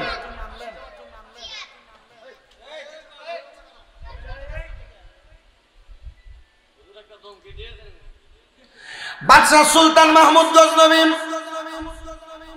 তিনি বলেন, আমি আবার তাদের কাছে বলতে লাগলাম, এবার তোমরা বলো কিভাবে তোমরা মুক্তি চাও? তারা ডাক দিয়া বলেন, অন্য কোনো ভাবে আমরা মুক্তি চাই না। এ বাদশাহ, আপনি বলেছেন ডান দিকে তাকাইলে ফাঁসির আসামি মাফ হয়ে আছে, আপনি আমাদেরকে মাফ করেন। বাদশাহ বলে, যাও, আমি তোমাদেরকে মাফ করে দিলাম। তারা মাফ পেয়ে গেছে। ও বাদশাহ, আপনি তো আমাদেরকে মাফ করে দিলেন, আজকে রাত্রে আমরা চুরি করতে পারি নাই। আমরা যেই দিন চুরি করতে পারি ওই দিন আমরা খাবার আহার করতে পারি, কিন্তু আজকে যে আমরা চুরি করতে পারি নাই, তাহলে আপনি বলেন আমরা কি আহার করব, কি খাবো? বাদশা বলে, শোনো, তোমরা আর বোকারাতে ফিরে যাওয়া লাগবে না। আমি তোমাদেরকে আমার রাজপ্রাসাদের মধ্যে চাকরি দিলাম। কিসের চাকরি দিলেন? বাদশা বলে, তোমরা 4 জন আমার রাজপ্রাসাদের প্রত্যেকটা রুম দৈনিক 2 বার করে পরিষ্কার করবা। কিসের চাকরি? রুম পরিষ্কার করা, রাজপ্রাসাদ পরিষ্কার করা। তারা ডাক দিয়ে বলেন, বাদশা, আপনার প্রস্তাবে আমরা রাজি, কিন্তু আপনি আমাদেরকে যে বেতনটা দিবেন, এই বেতনটাকে শুধু আমাদেরকে দিবেন নাকি আমাদের পরিবারও আমরা চালাইতে পারবো? বলে, হে আমার দরবারের বর্তমান চাকরিজীবীরা, আমি বলে দিলাম তোমাদেরকে আমি এমন একটা অর্থ দিব যে অর্থের কারণে তোমরাও চলতে পারবা, তোমাদের পরিবারও চলতে পারবে। বলে, মেনে নিলাম আপনার কথা। এবার ওই 4 জন ব্যক্তি চোর মানুষ ছিল, এখন কিন্তু রাজপ্রাসাদের কর্মচারী। 4 জন পুরা রাজপ্রাসাদটাকে তাদের হাত দ্বারা তারা ধৌত করে পরিষ্কার করে। 7 দিন হয়ে গেছে। হযরত সুলতান মাহমুদ গজনবী বলেন, আমি আবার তাহাজ্জুদ নামাজ পড়তে দাঁড়াইলাম 7 দিনের মাথায়। আমি এই 7 দিন পর্যন্ত চোরদেরকে পাহারা দিয়েছি, তারা নিয়ে আবার কোনো চুরি করে, কিন্তু আমি দেখলাম তাদেরকে কাজ দেওয়ার পর তারা আর চুরি করে না। তা আমাদের সমাজের মধ্যে যেগুলা চুরি করে, যেগুলা চোরটামি করে, বাজে কাজ করে, এদের হাতে কোনো কাজ নাই, এরা যদি কোনো কর্মের মধ্যে লিপ্ত থাকতো এরা আর চুরি করতো না। যেগুলা নেশা করে, এগুলা সঙ্গ নষ্ট হয়ে নেশা করে। যদি এরা ভালো কোনো মানুষের সাথে ভালো কোনো চাকরি করতে, এরা নেশা করতো না। এবার আপনারা বলেন, বাংলার সমাজের যত যুব সমাজ আছে, মুরব্বী সমাজ আছে, যদি তারা কর্মব্যস্ততায় থাকে, তাহলে আল্লাহ তাআলা তাদেরকে খারাপ কাজ থেকে দূরে রাখার ক্ষমতা আল্লাহর আছে না নাই? জোরে বলেন, ক্ষমতা আছে না নাই? দুনিয়ার মুসলমান ইমামদারেরা, এবার সুলতান মাহমুদ গজনবী বলেন, আমি আবার 7 দিন পর্যন্ত এই 4 জন চোরারে পাহারা দেওয়ার পর আমি আমার রাজপ্রাসাদের মধ্যে আবার তাহাজ্জুদ নামাজ পড়তে দাঁড়ায় গেলাম। আমি যখন তাহাজ্জুদের নামাজ পড়ি, এমন টাইমে তাহাজ্জুদ নামাজ পড়ে আমি কান্না করতে করতে আমার নামাজের মুসল্লার মধ্যে আমি ঘুমায় গেলাম। কে যেন আমার গায়েবী ভাবে একটা আওয়াজ দিয়ে বলতেছে, এগো গজনবের বাচ্চা, ও সুলতান মাহমুদ গজনবী, আপনি আপনার এত বড় রাজপ্রাসাদের মধ্যে বড় বড় 4 জন আল্লাহর ওলিরে চাকর বানায় রাখছেন। এ বাদশা, মনে রাখেন, এত বড় বড় 4 জন আল্লাহর ওলিরে যে আপনি চাকর বানায় রাখছেন, এটার জন্য আপনি আল্লাহর কাছে জবাব দেওয়া লাগবে। বাদশা আমার আল্লাহর কাছে মোরাকাবা করে করে কান্দে আর ডাক দিয়ে, আল্লাহ, আমি তো 4 জন এমন কোন ব্যক্তিকে যারা আল্লাহর বন্ধু, যারা আল্লাহর খাস বান্দা, যারা আল্লাহর ওলি, আমি তো তাদেরকে চাকর বানিয়ে রাখি নাই। বলেন না গো, আমি আল্লাহ তাআলার বান্দা কাদেরকে আমি চাকর বানিয়ে রাখছি? গায়েবী ভাবে আওয়াজ দেয়, গো সুলতান মাহমুদ গজনবী, 7 দিন আগে আপনি যাদেরকে চোর বইলা সাব্যস্ত করেছে, এরা আপনার বাড়িতে চাকর হইয়া রাজপ্রাসাদকে পরিষ্কার করতেছে। আমার আল্লাহ তাআলার কাছে এরা এখন চোর না গো, চোর না, এরা আমার আল্লাহ তাআলার বন্ধু হয়ে গেছে। সুলতান মাহমুদ গজনবী ডাক দেয়, আল্লাহ, ও আল্লাহ, আপনি বলেন যারা 7 দিন আগে চুরি করছে, তারা 7 দিনের মধ্যে কেমনে আপনার বন্ধু হয়? আমার আল্লাহর পক্ষ থেকে জবাব আসে গো, বাদশা সুলতান মাহমুদ গজনবী, শোনো, ও বাদশা সুলতান মাহমুদ গজনবী, এই 4 জন ব্যক্তি দিনের বেলা সকালে একবার, বিকালে একবার তোমার রাজপ্রাসাদটারে পরিষ্কার করত, আর বাকি যে অবসর সময় থাকতো তারা আমার আল্লাহর কাছে এমন ভাবে কান্নাকাটি করছে, আমার আল্লাহ তাআলা এদেরকে এখন চোর থেকে আল্লাহ তাআলা তাআলার বন্ধু বানিয়ে দিছি। চিন্তা করে দেখো রে কাটাবিলের যুবক, চিন্তা করে দেখো রে কাটাবিল এলাকার মুরব্বী বাবারা, জীবনে আমরা কত অন্যায় করলাম। আমরা লুকিয়ে লুকিয়ে গুনাহ করছি, গোপনে গোপনে গুনাহ করছি। আমরার গুনার খবর আমরার মা জানে না, আমরার গুনার খবর আমরার বাপ জানে না। আমরার গুনার খবর যদি আমাদের এলাকার মানুষ আমাদের দেখতো, আমাদেরকে তারা এলাকা থেকে দূর দূর করে তাড়াইয়া দিত। আল্লাহ, আপনি যদি একজন সুর 4 জন সুরের 7 দিনের ইবাদতের কারণে আপনার বন্ধু বানাইতে পারেন, আল্লাহ আপনার কাছে আমরা জানতে চাই, আমরা যদি আপনার কাছে নামাজ পড়া পড়া কান্দি, আমরার গোপনের গুনাহটি আপনি মাফ করবেন নি? আল্লাহ, আমরার প্রকাশের গুনাহগুলো আপনি মাফ করবেন নি? আমরার জাহিরি বাতিনি গুনাহগুলো আমরা মাফ করবেন নি? এ কাটাবিলের প্রবাসী বন্ধু মহলের যুবকেরা, মদিনার গোলাম যুব সংগঠনের যুবকেরা, তোমরা কপাল বড় ভালো রে। আজকে কাটাবিল হযরতে মুহাম্মদ আলী তেগি বকশী রহমতুল্লাহ আলাইহি মাজার গলির মধ্যে তোমরা মিলাদুন নবীর মাহফিল সাজাইছো। পাক পাঞ্জাতনের স্মরণে মাহফিল সাজাইয়া এলাকার মানুষের জীবনের গুনাহগুলা মাফ করানোর একটা রাস্তা তৈরি করে দিছো। এ মুরব্বী বাবা, এ যুবক ভাই, এ পর্দার অন্তরালের আমার মা বোনেরা, আমরা জীবনে অনেক গুনাহ করছি। আমরার গুনার খবর তো কেউ জানে না। জবান যদি থাকে মুহাব্বতে বলেন এই খবর জানে কি? আর একটু মোহাব্বতের আওয়াজে বলেন নাকি? ওরে তুমি তো মালিকুল কাদির, আরে বানাও কত বাদশার ফকির, এসব তোমার কুদরতেরই দান। আল্লাহ পরওয়ার গুনাহ খাতা মাফ করো আমার, বলেন গুনাহ খাতা মাফ। আল্লাহ পরওয়ার গুনাহ খাতা মাফ করো আমার, কন্যা গুনাহ খাতা।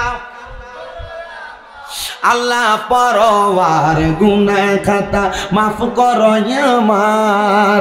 হায়রে তোমার যত বান্দা আছে, নারী বলো পুরুষ বলো, ইবাদত করে যে তোমার। হায়রে নারী পুরুষ বান্দা যত তুমি আল্লাহ ক্ষমা করো, দয়া কইরা ক্ষমা করবেন দান। আল্লাহ পরওয়ার গুনাহ খাতা মাফ করো আমার, কন্যা গুনাহ খাতা। আল্লাহ পরওয়ার গুনাহ খাতা মাফ করো আমার। আইরে না যাই না কইরাছি গুনাহ, মাফ কইরা দাও সাইরা বানা। তুমি সারা কে সেই আমার আল্লাহ, তুমি সারা কে সেই আমার। আইরে তুমি যদি মাফ না করো, যাইব আমরা কারো দ্বারে, দয়া কইরা দয়া করবেন দান। আল্লাহ পরওয়ার গুনাহ খাতা মাফ করো আমার, বলেন গুনাহ খাতা। আল্লাহ পরওয়ার গুনাহ খাতা মাফ। যুবক ভাই, মুরব্বী বাবারা, জীবনে যে এত বড় গুনাহ করলাম, ওই গুনার জন্য আল্লাহ তাআলার কাছে ক্ষমা প্রার্থনা করা লাগবে। আল্লাহ আপনার কাছে জানতে চাই, আপনি আপনার বান্দাদেরকে কেমনে ক্ষমা করেন? আল্লাহ কয়, বান্দা যখন বান্দা দুনিয়াতে পূর্বে যত গুনাহ করেছে, সব গুনার কাজগুলা তার ভুল হয়েছে বলে স্বীকার করে, বান্দা পরবর্তীতে আবার গুনাহ করাকে ভয় পায়। কেমন ভয় পায়? একটা মানুষকে আগুনে ঝাঁপ দিতে যেমন ভয় পায়, পরের বার আরেকটা গুনাহ করতে মানুষ যদি এমন ভয় পায়, আর আমি আল্লাহর কাছে ক্ষমা প্রার্থনা করে, আমি আল্লাহ পাক রব্বুল আলামিন তাদের জীবনের গুনাহগুলা মাফ করে দেই। আসেন বাবারা, বন্ধুরা, আমরা জীবনের গুনাহগুলা মাফ করানোর জন্য চক্ষুটা বন্ধ করে দিয়ে কলবের দিকে খেয়াল করে মুহাব্বতের আওয়াজে আল্লাহ তাআলার একটু ইসমে জাতের জিকির করব, যে জিকিরের মাধ্যমে আল্লাহ তাআলা আপনার আমার জীবনের গুনাহগুলো মাফ করে দিবে। একটু মুহাব্বতের আওয়াজে আল্লাহ তাআলার ইসমে জাতের জিকির করেন। আল্লাহ আল্লাহ আল্লাহ আল্লাহ আল্লাহ, কি কইতাছে? আল্লাহ আল্লাহ আল্লাহ আল্লাহ। আই বড় পীর আব্দুল কাদের আউলিয়ার শিরোমণি, মারহাবা। আল্লাহ আল্লাহ আই বড় পীর আব্দুল কাদের আউলিয়ার শিরোমণি মারহাবা আল্লাহ আল্লাহ তোমারি ওই নামের গুণে তোমারি ওই নামের গুণে আগুন হইয়া যায় পানি আই বড় পীর আব্দুল কাদের আউলিয়ার শিরোমণি মারহাবা আল্লাহ আল্লাহ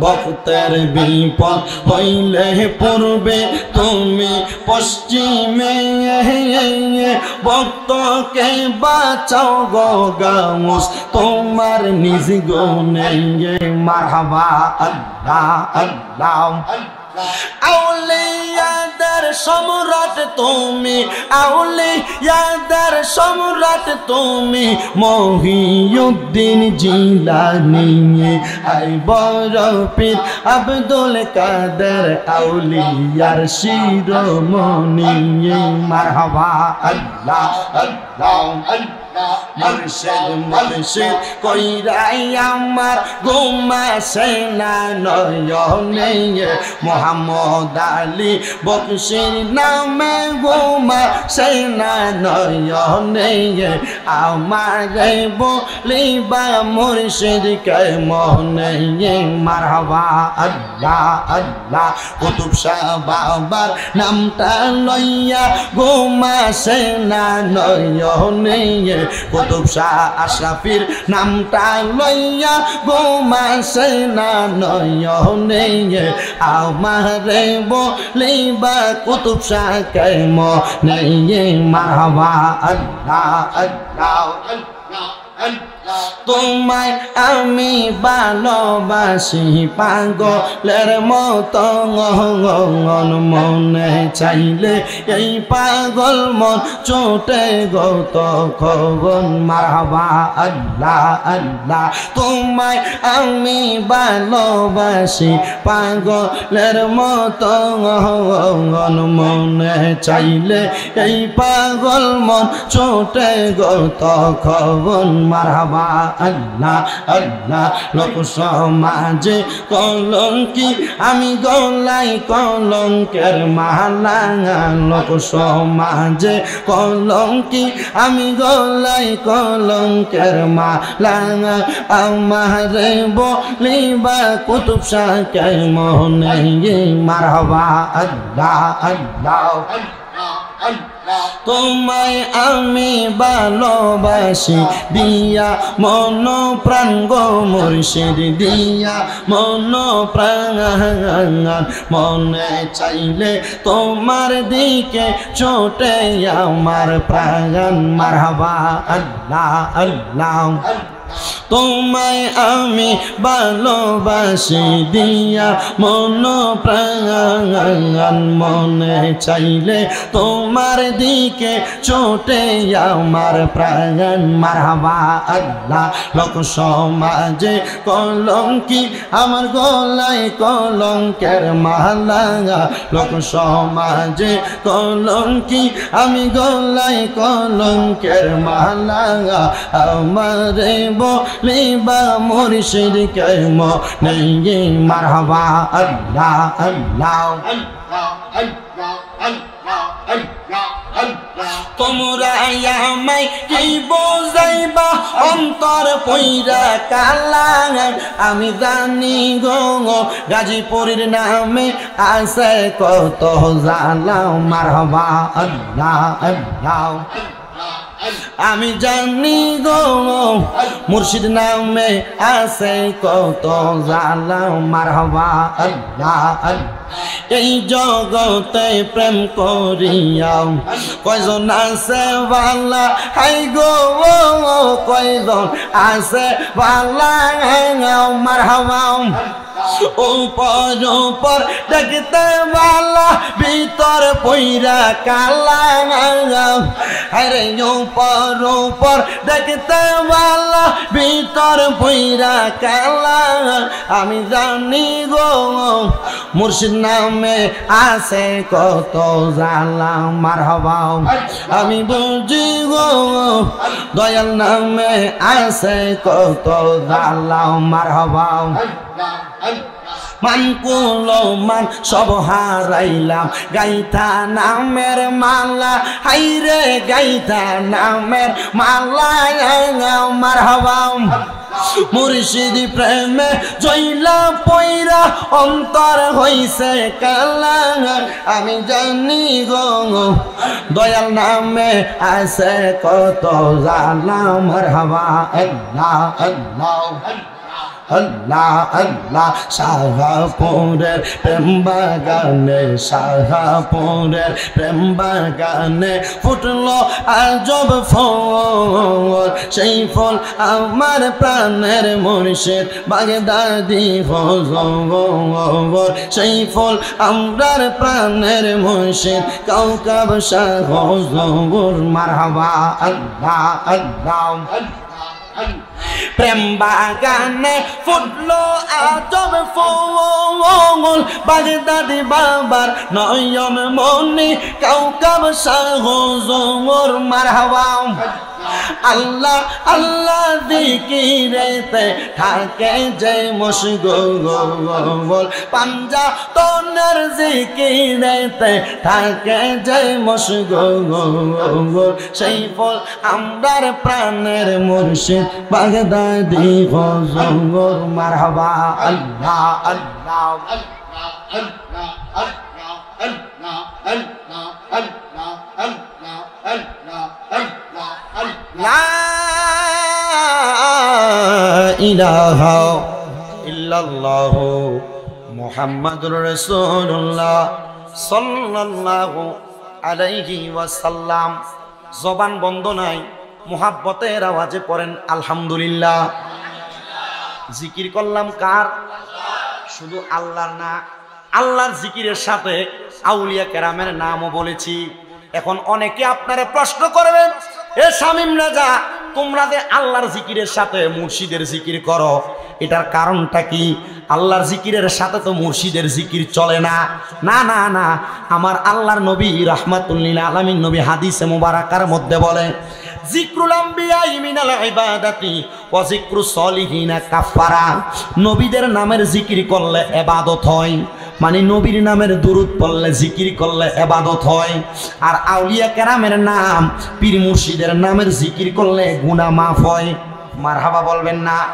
আউলিয়া কেরামের নাম পীর মুর্শিদের নাম জপন করলে জীবনের গুনাহ মাফ হয় এজন্য আমরা যারা সুন্নি আমরা যারা আহলে সুন্নাত ওয়াল জামাত আমরা সবাই আমাদের জবান দিয়ে আল্লাহর জিকিরও করি আমরা নবীর জিকিরও করি আমরা আউলিয়া কেরামের জিকিরও করি এবার আপনারা বলেন আউলিয়া কেরামের জিকির আমাদের সবাইকে করার দরকার আছে না নাই আমি আমার এলাকার মুরব্বী সমাজের কাছে বলবো আপনাদের যাদের সন্তান সন্ততি আছে আপনাদের যাদের নাতি নাতকুর আছে আপনার পরিবারের মধ্যে ছোট ছোট বাচ্চা যারা আছে গো আপনারা তাদেরকে আউলিয়া কেরামের দরবারে নিয়ে যাবেন প্রতি বৃহস্পতিবারে আপনি যেই দরবারের বায়াত ওই দরবারের মাহফিলে নিয়ে যাবেন প্রতি মাসে মাসে আপনার দরবারে যে মাহফিল হয় সেই মাহফিলে নিয়ে যাবেন আপনি যদি সম্ভব হয় আপনি সদা সর্বদা গাউসে পাক আব্দুল কাদের জিলানীর 11 শরীফের মাহফিলটা করবেন যদি আপনার সম্ভব হয় আপনারা দুনিয়ার জমিনের মধ্যে থাকা অবস্থায় আপনারা হযরতে শাহ আব্দুল্লাহ গাজীপুরের মাজারে প্রত্যেক বৃহস্পতিবারে আপনার সন্তান নিয়ে যাবেন বলে হুজুর কেন গো এটার কারণ হইল যদি আপনি আপনার সন্তানদেরকে আপনার নাতিদেরকে ছোট ছোট আপনি চিনাইতে পারেন আপনার লাভ কিন্তু একটা হবে না আপনার দুনিয়াতেও লাভ হবে আখিরাতেও লাভ হবে কারণ ওই সন্তান যখন আপনার মরণের পরে গাজীপুরের মাজারে যাবে ওই সন্তান যখন মুহাম্মদ আলী বকশীর মাজারে যাবে ওই সন্তান যখন কুতুব শাহ আশরাফিয়া দরবারে যাবে শাহজালাল শাহ পরানের মাজারে যাবে ওই সময় সন্তানটা মুনাজাতের মধ্যে হাতটা বাড়ায়া আপনার জন্য রব্বির হামহুমা কামা রব্বায়ানি সগীরা বলে দোয়া করবে মুসলমান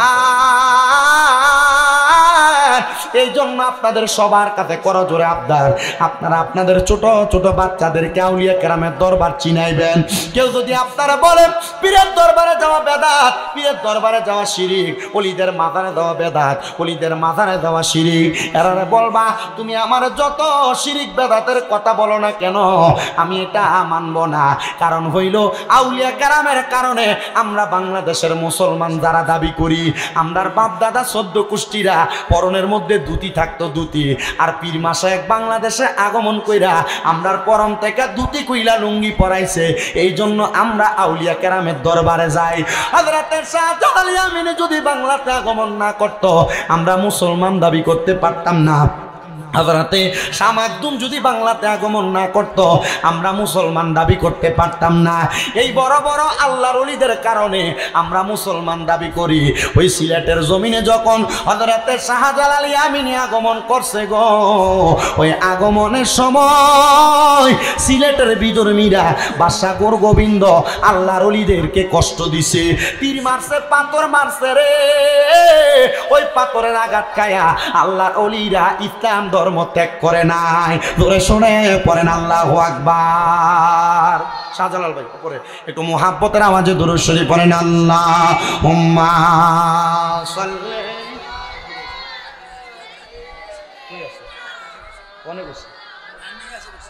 মুহাম্মাদ ওয়া আলা আলি সাইয়্যিদিনা। ওলিদের ওলি যিনি গাউসুল আজম জিলানী, ওলিদের ওলি যিনি গাউসুল আজম জিলানী, বাগদাদে জন্ম কুতুবে রাব্বানী। বলেন বাগদাদে জন্ম কুতুবে রাব্বানী। বলেন ওলিদের ওলি যিনি গাউসুল আজম জিলানী, ওলিদের ওলি যিনি গাউসুল আজম জিলানী, বাগদাদে জন্ম কুতুবে রাব্বানী। বলেন বাগদাদে জন্ম কুতুবে রাব্বানী। বংশ তোমার হাসান হুসাইনি, তুমি হইলা মা ফাতেমার নয়নের মনি। বলেন বংশ তোমার হাসান হুসাইনি, তুমি গাউসে মা ফাতেমার নয়নের মনি। দয়ার নজর দাও গো আমায় ও গো গাউসে সামদানি, দয়ার নজর দাও গো আমায় ও গো গাউসে সামদানি। বাগদাদে জন্ম কুতুবে রাব্বানী। বলেন বাগদাদে জন্ম কুতুবে। তোমার কাঁধে নবীজির কদম, সব ওলিদের কাঁধে তুমি গাউসের কদম। বলেন তোমার কাঁধে নবীজির, আইরে সব ওলিদের কাঁধে তুমি গাউসের কদম। দয়ার নজর দাও গো আমায় ও গো গাউসে সামদানি, দয়ার নজর দাও গো আমায় ও গো গাউসে সামদানি। বাগদাদে জন্ম কুতুবে রাব্বানী। বলেন বাগদাদে জন্ম কুতুবে। এবার আপনারা বলেন ওই আউলিয়া কেরামের অনুসরণও আমাদের করার দরকার আছে না নাই? কথা কোন কম না বেশি? শুধু নিজে করবেন না, নিজের সন্তানদেরকে শিখাইবেন। শুধু সন্তানদেরকে শিখাবেন না, এলাকার মধ্যে বাড়ির মধ্যে ছোট ছোট বাচ্চা থাকলে এদেরকেও আউলিয়া কেরামের দরবারে নিয়ে যাবেন। তো যেই কথা বলতেছিলাম, আউলিয়া কেরামের নুরানি নেকনজর নুরানি সোহবত আমাদের সিনার মধ্যে লাগলে আমাদের সিনাটাও পরিবর্তন হয়ে যায়। মারহাবা বলবেন না? আর মুহাব্বতের আওয়াজে বলেন না মারহাবা। এ মুসলমান ইমানদার, হযরতে শাহজালাল ইয়ামিনী যখন বাংলাতে আগমন করেছেন, ওই সময় বাদশা গোবিন্দ ওনাদেরকে বড় প্রহার করেছে। শুধু প্রহার করে নাই রে বাবা, হযরতে শাহজালাল ইয়ামিনী যখন ওই সুরমা নদীর একটা পাড়ের মধ্যে ছিল, গোবিন্দ বাদশা নদীর ওই পারে বড় বড় পাথর দিয়া নদীর একটা পাড় বন্ধ করে রাখছে। শাহজালাল ইয়ামিনী বলে, জগতের মানুষ, আমরা যেন নদী না পার হইতে পারি, তারা আমাদের সামনে থেকে সকল প্রকার নদী পারাপার রাস্তা বন্ধ করে দিছে। কিন্তু আমি শাহজালাল ইয়ামিনীকে আমার আল্লাহ তাআলা এমন একটা তৌফিক দান করেছে, আমি যদি সালাতুল ইস্তিসকার নামাজ আল্লাহ তাআলার দরবারে 2 রাকাত আদায় করি, আর আদায় করে নামাজের মুসল্লাটা বিছায়া সুরমা নদীটা পাড়ি দেওয়ার জন্য চেষ্টা করি, আমার আল্লাহ তাআলার কুদরতে আমার নামাজের মুসল্লাটা ওই সুরমা নদীতে বাসায়া আমি শাহজালাল ইয়ামিনীকে নদী পার করে দিতে কোন মারহাবা। ইসলামের দাওয়াতে গুরুগোবিন্দ বাদশাহ রাজপ্রাসাদের একবার উপর থেকে বড় বড় পাথর নিক্ষেপ করতেছে আল্লাহর ওলিদের দিকে। শুধু পাথর নিক্ষেপ করে নাই, তীর নিক্ষেপ করেছে আল্লাহর ওলিদের দিকে। হযরতে শাহজালাল ইয়ামিনী বলছে, আমার মজলিসে এমন কোন মানুষ আছো যার 40 দিন পর্যন্ত আসরের নামাজের সুন্নত কাজা হয় নাই? কেন? বলে তুমি আযান দাও। একজন জবাব দেয় না, এমন টাইমে একজন আল্লাহর বান্দা জবাব দিয়েছেন, যার নাম হযরতে নাসিরউদ্দিন সিফা সাহেব, যিনি হবিগঞ্জের চুনারু ঘাটে শুয়ে আছেন, জিনার মাজার পশ্চিম দিকে মাথা আর পূর্ব দিকে পাও। হবির পুকুর পাড়ের কবরস্থানে এমন কোন কবর আছে যেটার মাথা পশ্চিম দিকে? সব উত্তর দক্ষিণ শরীবিদার। কিন্তু হযরতে শাহজালাল ইয়ামিনীর সফর সঙ্গী ছিলেন নাসিরউদ্দিন সিফা সালাহ। ওনাকে বলা হইল, আপনি একটু আযান দেন, আপনার যদি আসরের নামাজের সুন্নত কাজা না হয় আযান দেন। নাসিরউদ্দিন সিফা সালাহ শুধু আযান দিয়েছেন, আল্লাহু আকবার আল্লাহু আকবার। গুরুগোবিন্দ বাদশার বড় রাজপ্রাসাদ ভাঙ্গা চুরমাচুর হয়ে গেছে, অবাক হয়ে গেছে। আরে মুসলমানের আল্লাহু আকবারের একটা আযানের ধ্বনিতে যদি রাজপ্রাসাদ ভেঙে যায়, আপনারা বলেন আমরা যদি আল্লাহু আকবারের ধ্বনি দিয়ে বাংলাদেশের যেই জায়গায় মাজারগুলো ভাঙা হচ্ছে আমরা যদি প্রতিবাদ করি, এই মাজার যারা ভাঙে এদেরকে লুণ্ঠন করা সম্ভব কি সম্ভব না? আমরা বাংলাদেশের আজকে কাটাবিল থেকে বাংলাদেশের হাইকোর্ট মাজার স্থানান্তর করার জন্য যেই উগ্রবাদী অ্যাডভোকেট পদক্ষেপ নিয়েছে, আমরা কুমিল্লার কাটাবিল থেকে একটা কথা আওয়াজ করতে চাই, বাংলাদেশের সুন্নি মুসলমান ঘুমায় যায় নাই। তাকবীরের আওয়াজে আপনাদেরকে লুণ্ঠন করে দেওয়া আমাদের জন্য সামান্য সময়ের ব্যাপার। আপনারা বলেন আমরা এখন এক হয়ে বাংলাদেশের প্রত্যেকটা আউলিয়া কেরামের মাজার রক্ষা করতে রাজি আছি? কারা কারা হাত উঠে আল্লাহকে দেখায়? নারে তাকবীর, নারে রিসালাত, নারে গাউসিয়া। হযরতুল আল্লামা আমিনুল ইসলাম আকবরী সাহেবের আগমন।